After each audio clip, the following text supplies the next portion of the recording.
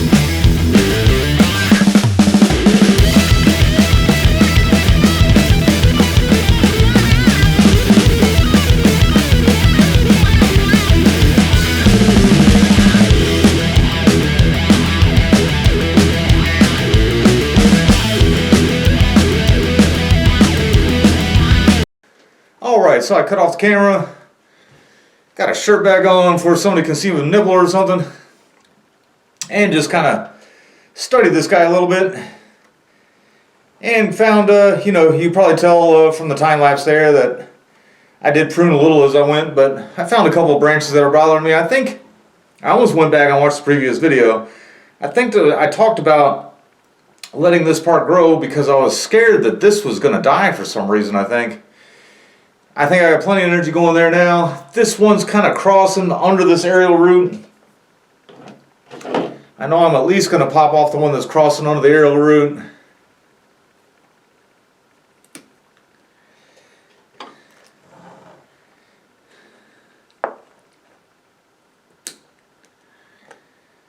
And for now, that leaves 3 branches right there pointing out. I don't want 3, so I'm going to just cut off the middle one. And I'm going to think about that a little bit after I just kind of look at it, after I take out the rest that I was looking at here. This one's coming straight out of the top. I don't know if you guys can really see. Coming straight out of the top. Kind of hate to get rid of it. It's got a little aerial root dangle in there, but I am going to take that one out. You can actually see this is the first time I've really had a lot of aerial roots kind of popping out there that weren't there before. But yeah, even with the aerial root activity there, I'm going to take that off. It's coming straight up off that branch. It's kind of distracting right in the middle of the whole thing. And then this one's kind of coming straight off of that other one. And once again, kind of losing a little bit of aerial branches there, but at least this time, hopefully I'm working it the right time of year when there's plenty of time for it to kind of come back from it. And then right here, there's one kind of coming almost straight up, but it's right in the middle of two kind of main branches, looking like a trident. And we should try to avoid that. This piece right here, I don't know if you guys can really see it right there, is dead. I'm surprised I didn't just really notice that as I was defoliating it to begin with. Alright, so now I've got it to that point there. I think that's all I kind of looked at and decided to reduce it by. The rest of them I got while I was going on the rest of it. So I'm going to put some wire on it. If I keep these two, I'd like to figure out a way to get a little on there.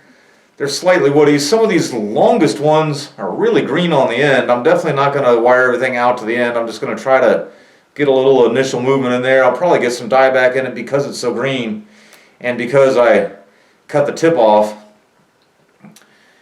And then some of these smaller ones I probably won't bother with. I guess it was in my head that every time I cut it the branches got less flexible for some reason or whatever, but this one's got plenty of bend to it. That's actually got the aerial root I was trying to point out before. I don't know if you guys can see that or not, coming out right there. But I'm going to leave the kind of bunching up here at the end. I'm just going to wire the main ones, just try to get a little downward and maybe even back towards the tree, a little bit movement to it. Alright, so I got some wire on it. And I'm going to go ahead and bend the wire there.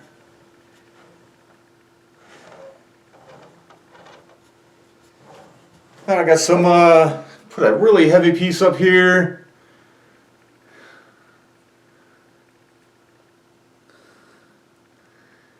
Hoping.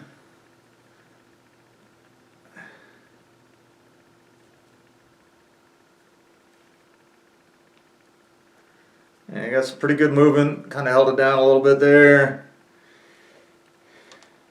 In actuality, I always kind of thought of this as maybe just leaving it a clip and grow tree, but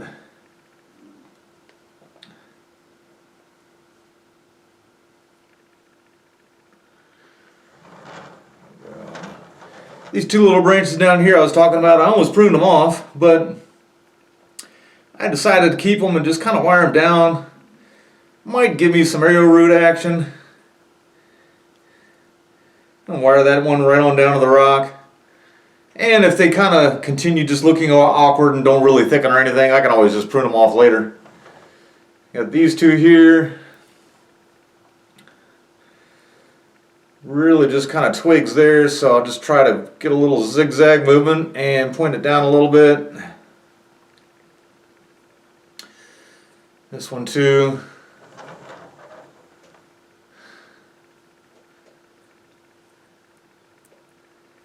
And how did I do this? That's right, I got this one. This one's just a really long branch there.